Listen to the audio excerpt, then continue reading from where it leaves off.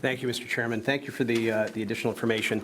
So this memo, Mr. Tessino, was about 40% higher than the first memo that you gave. So thank you for the corrected version. Are there any other costs involved with our reliance on the MMA that are not in this document?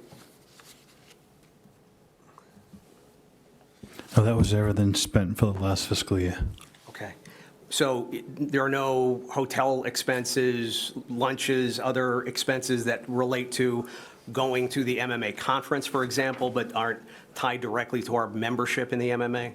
You know, we told all the division heads if they attend the MMA, they can only stay over and pay for hotels if they pay for the out-of-pocket themselves. Okay, so so this is the grand total. I'm just trying to get a sense, because I've asked this question a few times, and it tends to change. So thank you for the clarification. One of the things that I noticed, and I was interested in, aside from the cost, in peeling back on how we're relying on our MMA membership, is how does it overlap with our onboarding process for employees? And we seem to rely on these tools a great deal, but I'm wondering how that complements our overall employee training, nurturing, and onboarding.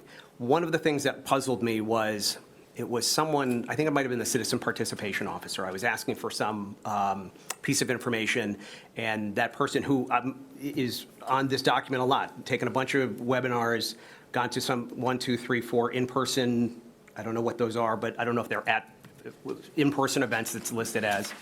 But when I asked for some information, there was some resistance. It was the contact information for our appointed members of boards, councils, and committees. And she was uncomfortable giving me the phone numbers. Historically, that had always been done in the various versions of the reports that were done. And she asked that I speak to the mayor about it. I was kind of puzzled by it, and I sent along a copy of the ordinance that this council passed years ago, which not only says the council has access to it, but that the contact information for all members of municipally appointed boards, councils, and commissions, as they were in the town meeting days, are posted to the city website. They never have. We've really struggled with it. And this is a long walk for a ham sandwich. This is a long way of saying she had never seen that ordinance before.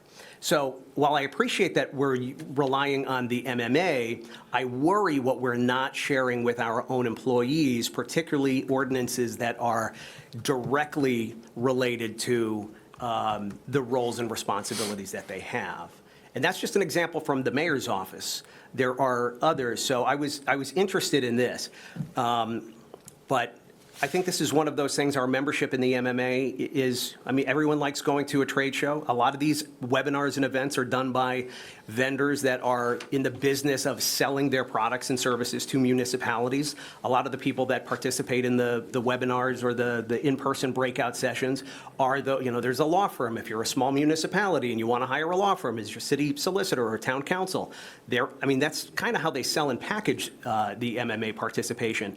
And I think when times are good, maybe there's some value there. I think for a long time, certainly not in this administration, a long time it was a great field trip and a day out of the office, and I think we were pretty lax with hotels and lunches and meals, and it was a day and night out on the town.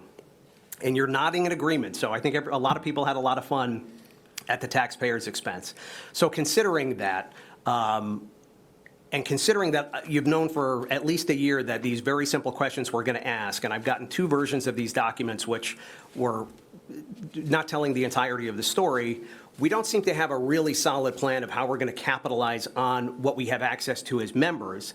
No one has been able to point to policy changed practices that were undertaken with any specificity, or local legislation that was filed, a new ordinance or something, because of what we gained through our knowledge there. And it's not a very transparent organization, as I know we've discussed in the past. But spending, 25 grand for networking, and I just think is a luxury that I'm surprised is something that has been as you cut other personnel, I'm puzzled that this is the hill on which to spend such a great amount of time. So it's disappointing.